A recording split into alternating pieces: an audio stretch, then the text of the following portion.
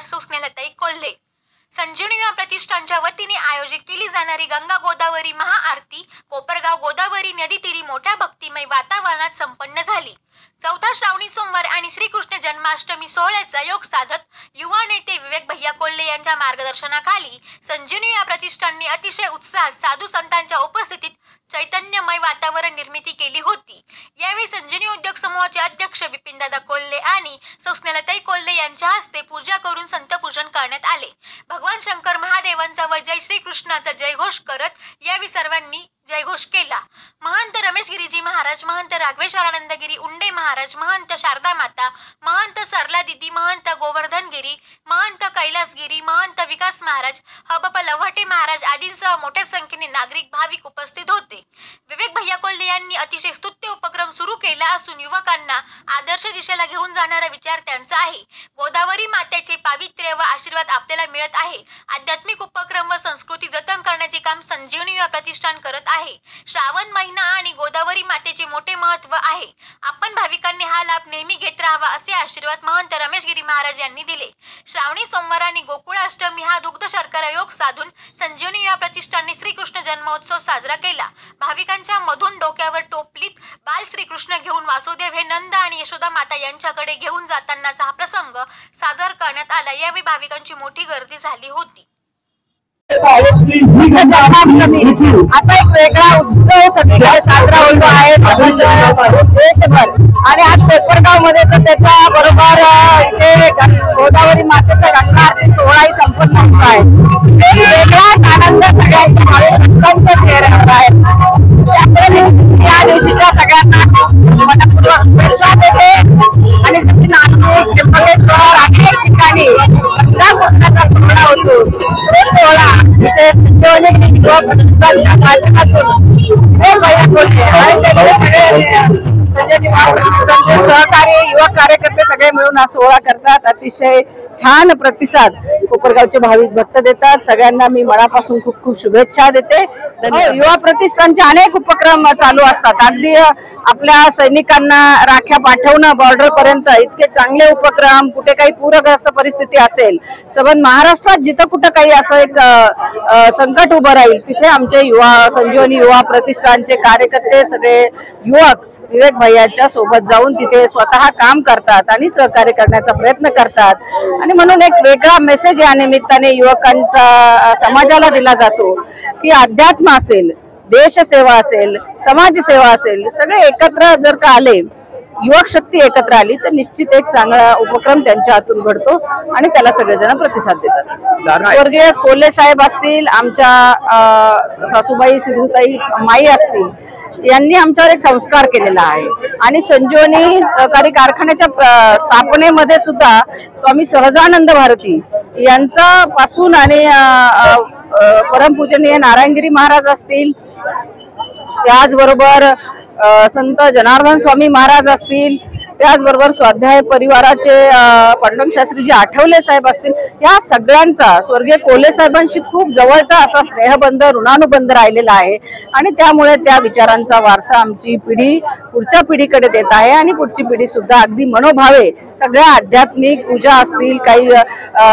धार्मिक कार्यक्रम असतील, अगदी उत्साहाने करत असते आणि त्यामुळे निश्चित एक समाजात ज्यांना या सगळ्या धार्मिक कार्याची आवड आहे ते सगळी मंडळी याला प्रतिसाद देतात। याच दिवशी ज्ञानेश्वर महाराज यांचाही जन्मदिन असा महान पर्वकाळ या ठिकाणी, या पर्वकाळावर गंगा महाआरती उत्तर प्रदेश, मध्य प्रदेशमध्ये या काही परंपरा आहे।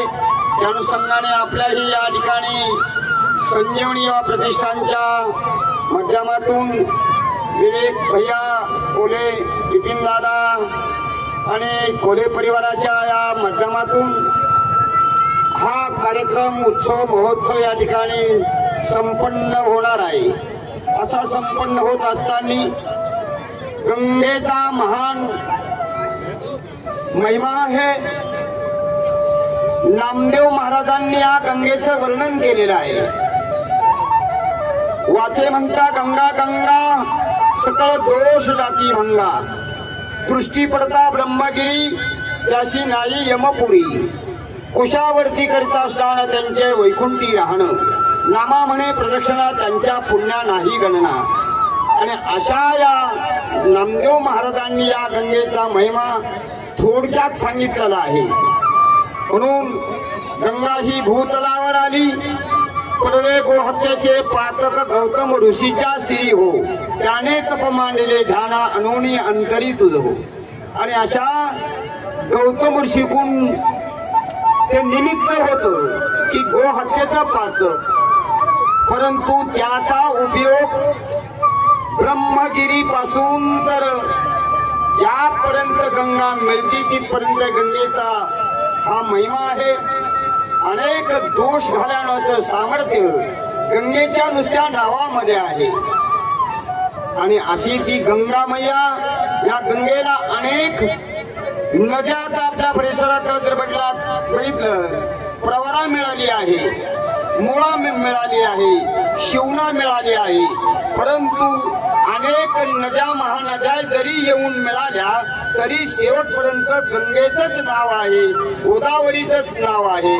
म्हणून गंगा ही महान एक देवी आणि अशी ही भगवान शंकराच्या जटेतून प्रकट झालेली कोपरगाव वासियांना एक महान एक तीर्थक्षेत्र या ठिकाणी विशेष करून या ठिकाणी उत्तर वाहिनी आहे आणि या उत्तर वाहिनीच्याच माध्यमातून या ठिकाणी कचे शुक्लेश्वर कचेश्वर सद्गुरू जनार्दन स्वामी महाराज जंगली महाराज त्याचप्रमाणे शिर्डीचे साईबाबा अशा महान संतांचं वास्तव्य निपुणी झालेली ही पावन भूमी या भूमीमध्ये याच परिसरातून ही गंगा वाहते आहे. म्हणून नुसतं गंगेचं नाव घेतलं तरी सगळ्या पापाचा नाश करण्याचं सामर्थ्य गंगेच्या नावामध्ये आहे. स्नानाचा भाग वेगळा. म्हणून धन्यवाद या संजीवनी युवा प्रतिष्ठानला की त्यांनी एक चांगलं आयोजन केलं आहे, चांगलं प्रयोजन केलं आहे, चांगलं नियोजन केलं आहे. त्याबद्दल संजीवनी युवा प्रतिष्ठानला धन्यवाद देतो की तुमच्या या प्रतिष्ठानाच्या माध्यमातून सर्वांना लाभ होतो. गाय वासरा करता पाना सोडती आणि ते दूध वासरा करता असतं तेच दूध आणि शेतकऱ्याने काढलं तर सगळ्यांना त्याचा लाभ होतो. घरातल्याला होतो, दूध दुसऱ्याही देशात राज्यात जात. म्हणून गाय वासरा करता जरी दूध देत असली पाहणं सोडीत असली पण त्याचा उपयोग सगळ्याला होतो. म्हणून या युवा प्रतिष्ठानने जरी हे कार्य केलं याचा लाभ सगळ्यांनाही होतो. म्हणून नुसती गंगाचं दर्शन झालं तरी सर्व पापाचा नाश होतो. म्हणून वाचे म्हणता गंगा गंगा सकळ दोष जाती भंगा.